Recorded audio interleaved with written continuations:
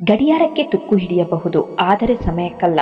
ದೇಹಕ್ಕೆ ಸುಕ್ಕುಗಟ್ಟಬಹುದು, ಆದರೆ ಮನಸ್ಸಿಗಲ್ಲ. ಈ ಕಾಲವೇ ವಿಚಿತ್ರ. ಕೆಲವು ಬಾರಿ ಸತ್ತು ಹೋದ ಸಂಬಂಧಗಳಿಗೆ ಮರುಜನ್ಮ ನೀಡುತ್ತೆ.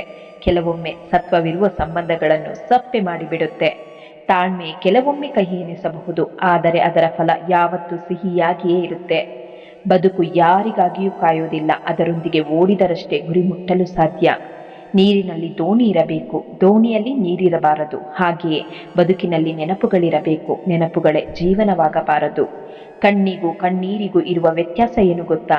ಕಣ್ಣಿಗೆ ಹೊರಗಿನ ಪ್ರಪಂಚ ಗೊತ್ತು, ಕಣ್ಣೀರಿಗೆ ಒಳಗಿನ ನೋವು ಗೊತ್ತು. ಅವಶ್ಯಕತೆ ಮುಗಿದಾದ ಮೇಲೆ ಆತ್ಮವೇ ದೇಹವನ್ನು ಬಿಟ್ಟು ಹೋಗುತ್ತೆ. ಇನ್ನು ಮನುಷ್ಯರು ಯಾವ ಲೆಕ್ಕ? ವ್ಯಕ್ತಿಯನ್ನು ನೋಡಿ ಮಾಡುವ ಸ್ನೇಹಕ್ಕಿಂತ ವ್ಯಕ್ತಿತ್ವವನ್ನು ನೋಡಿ ಮಾಡುವ ಸ್ನೇಹವೇ ಶಾಶ್ವತ. ನೋವನ್ನು ಮರೆತು ಬಿಡು, ಆದರೆ ಆ ನೋವಿನಿಂದ ಕಲಿತ ಪಾಠವನ್ನು ಎಂದಿಗೂ ಮರೆಯಬೇಡ. ಮನಸ್ಸಿಗೆ ನೋವಾದಾಗ ಜೀವನವೇ ಸಾಕೆನಿಸುತ್ತೆ, ಆದರೆ ಜವಾಬ್ದಾರಿ ನೆನಪಿಸಿಕೊಂಡಾಗ ಬದುಕಿ ಬಾಳಬೇಕೆನಿಸುತ್ತೆ. ಯಾರಿಗೆ ಪ್ರೀತಿಸುವ ಹಕ್ಕು ಇರುತ್ತೋ ಅವರಿಗೆ ಶಿಕ್ಷಿಸುವ ಹಕ್ಕು ಇರುತ್ತೆ. ಪ್ರತಿಯೊಂದು ಕಷ್ಟವೂ ಅನುಭವ ನೀಡುತ್ತೆ, ಪ್ರತಿಯೊಂದು ಅನುಭವವು ವ್ಯಕ್ತಿಯನ್ನು ಬದಲಾಯಿಸುತ್ತೆ. ಜೀವನ ಒಂದು ಕನಸಿನ ಮೂಟೆ, ಕಟ್ಟುವುದು ಸುಲಭ, ಹೊತ್ತು ಸಾಗಿಸುವುದು ತುಂಬಾ ಕಷ್ಟ. ಬದುಕಿನಲ್ಲಿ ಎಲ್ಲ ಯಶಸ್ಸಿಗೂ 3 ಔಷಧಗಳಿವೆ. ಒಂದು ವಿದ್ಯೆ, ಇನ್ನೊಂದು ದುಡಿಮೆ, ಮತ್ತೊಂದು ತಾಳ್ಮೆ. ಪ್ರತಿ ದಿನದ ಸೂರ್ಯೋದಯವು ಒಂದೊಂದು ಹೊಸತನದೊಂದಿಗೆ ಆರಂಭವಾಗುತ್ತೆ. ಅದನ್ನು ಆಸ್ವಾದಿಸಿ ಸವಿಯಬೇಕಷ್ಟೇ. ಬದುಕು ಬೊಗಸೆಯಲ್ಲಿ ಹಿಡಿದಿಟ್ಟ ನೀರಂತೆ, ಬಸಿದು ಹೋಗುವ ಮುನ್ನ ಬಳಸಬೇಕು, ಪ್ರತಿ ಕ್ಷಣ ವ್ಯರ್ಥವಾಗದಂತೆ. ಬೆಲೆ ಬಾಳುವ ಮುತ್ತು ಸಿಗುವುದು ಸಮುದ್ರದ ಆಳದಲ್ಲಿ ಮಾತ್ರ. ಹಾಗೆ ವ್ಯಕ್ತಿಯ ಬೆಲೆ ಗೊತ್ತಾಗೋದು ಅವರನ್ನು ಆಳವಾಗಿ ಅರ್ಥ ಮಾಡಿಕೊಂಡಾಗ ಮಾತ್ರ. ಪ್ರಯತ್ನ ಪೂರ್ತಿ ಹಾಕಿ ಫಲದ ಅಪೇಕ್ಷೆ ಪಡಬೇಡಿ, ಆಗ ಪ್ರತಿ ಕ್ಷಣವೂ ಆನಂದವೆನಿಸುತ್ತೆ.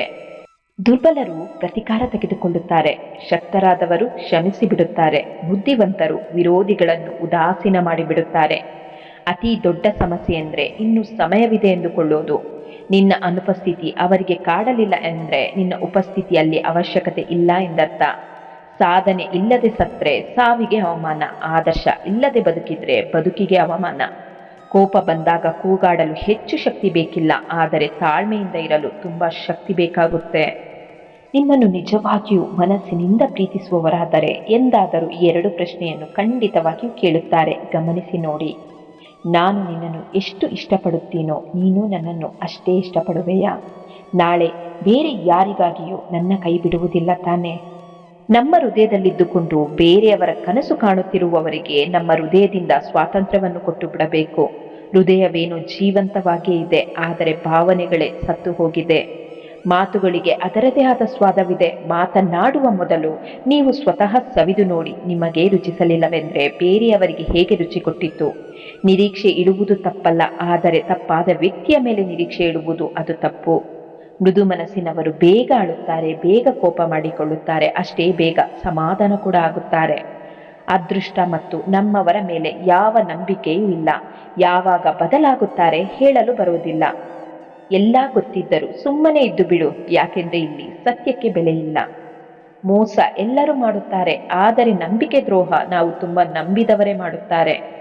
ಕೆಲವರು ಏನಾದರೂ ಮಾತನಾಡಿ ಮನಸ್ಸು ನೋಯಿಸಿದ್ರೆ ಇನ್ನೂ ಕೆಲವೊಬ್ಬರು ಮೌನವಾಗಿದ್ದುಕೊಂಡೇ ಕೊಂದು ಬಿಡುತ್ತಾರೆ. ಕಾಯುವುದಕ್ಕೂ ಒಂದು ಅರ್ಥವಿದೆ. ಪ್ರತಿ ಸಲ ಕಾದು ಕಾದು ನಿರಾಸೆಯಾದರೆ ನಂಬಿಕೆಯು ಹೊರಟು ಹೋಗುತ್ತೆ. ಯಾರ ಜೀವನದಲ್ಲೂ ಆಯ್ಕೆ ಆಗಿರಬೇಡಿ, ನಿಮಗಾಗಿ ಮಿಡಿಯುವವರ ಹೃದಯದಲ್ಲಿ ರಾಜನಂತಿರಿ. ನಮಗೂ ಮನಸ್ಸಿದೆ, ನಮಗೂ ನೋವಾಗುತ್ತೆ.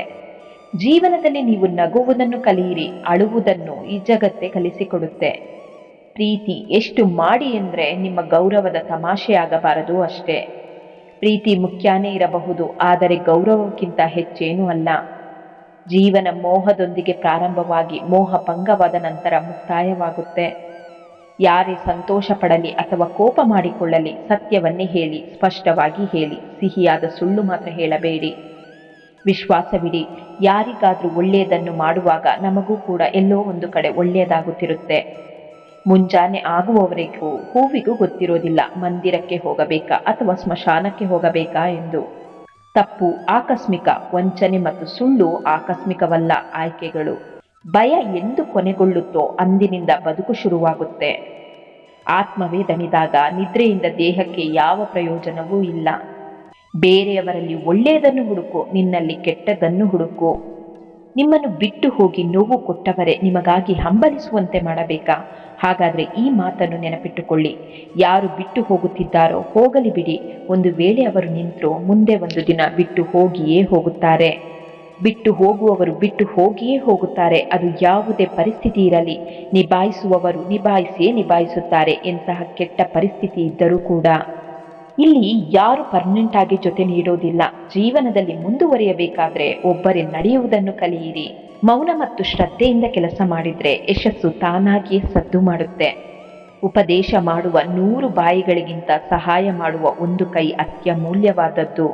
ಕೆಲವು ಸಂಬಂಧಗಳು ಮುರಿದು ಬೀಳುತ್ತೆ, ಆದರೆ ಮುಕ್ತಾಯವಾಗೋದಿಲ್ಲ. ಮನುಷ್ಯನನ್ನೇ ಬಲೆಗೆ ಬೀಳಿಸುವುದನ್ನು ನೋಡಿ ಮೀನುಗಳು ಕೂಡ ಸಂಭ್ರಮಿಸುತ್ತೆ. ಬೇರೆಯವರನ್ನು ಸೋಲಿಸುವ ಶೋಕಿ ಇಲ್ಲ, ಆದರೆ ನಮ್ಮನ್ನು ತುಂಬಾ ಮುಂದೆ ತೆಗೆದುಕೊಂಡು ಹೋಗಿ ಯಶಸ್ವಿ ಆಗುವ ಹಠವಿದೆ. ಹೃದಯದಿಂದ ಯಾರಿಗಾದ್ರೂ ಸಹಾಯ ಮಾಡಿ ನೋಡಿ, ಆಗ ಮನಸ್ಸಿಗೆ ಎಷ್ಟು ನೆಮ್ಮದಿ ಸಿಗುತ್ತೆ. ಮನುಷ್ಯ ಹೇಗೆ ಎಂದು ಆತನ ಮಾತಿನ ವರ್ತನೆ ಹೇಳುತ್ತೆ. ಜ್ಞಾನ ಎಷ್ಟು ಎಂದು ವಾದಿಸುವ ವರ್ತನೆ ಹೇಳುತ್ತೆ. ಧನ ಎಷ್ಟು ಎಂದು ಅವನ ಅಹಂಕಾರ ಹೇಳುತ್ತೆ. ಮನೆತನ ಹೇಗೆ ಎಂದು ಅವನ ಸಂಸ್ಕಾರ ಹೇಳುತ್ತೆ. ತಡವಾಗಿ ಸಿಕ್ಕ ಯಶಸ್ಸು ವ್ಯಕ್ತಿತ್ವ ರೂಪಿಸುತ್ತೆ. ತಕ್ಷಣಕ್ಕೆ ಸಿಕ್ಕ ಯಶಸ್ಸು ಅಹಂಕಾರ ರೂಪಿಸುತ್ತೆ. ಬಡತನ ಶಾಶ್ವತವಲ್ಲ, ಸಿರಿತನ ಶಾಶ್ವತವಲ್ಲ. ನಿನ್ನಲ್ಲಿ ಇರುವಂತಹ ಮಾನವೀಯತೆಯ ಗುಣಗಳೇ ಶಾಶ್ವತ. ತಪ್ಪು ನಮ್ಮದೇ. ನಮ್ಮ ಯೋಗ್ಯತೆ ಮೀರಿ ಕೈ ಚಾಚಿ ಬಿಟ್ಟೆವು. ಜಗತ್ತಿನಲ್ಲಿ ಸುಂದರವಾದ ಜಾಗ ಎಂದರೆ ಅದು ಹೃದಯ. ಯಾಕೆಂದ್ರೆ ಅದನ್ನು ನಾವು ಮುಟ್ಟಕ್ಕಾಗಲ್ಲ, ನೋಡಕ್ಕಾಗಲ್ಲ, ಆದರೆ ಅದು ಇಷ್ಟಪಟ್ಟವರನ್ನು ಮರೆಯೋದಿಲ್ಲ. ಅರ್ಥ ಮಾಡಿಕೊಳ್ಳುವ ಮನಸ್ಸು ಅವರಿಗೆ ಇಲ್ಲದ ಮೇಲೆ ಪದೇ ಪದೇ ಹೇಳುವ ಮನಸ್ಸು ನಮಗೂ ಇಲ್ಲ.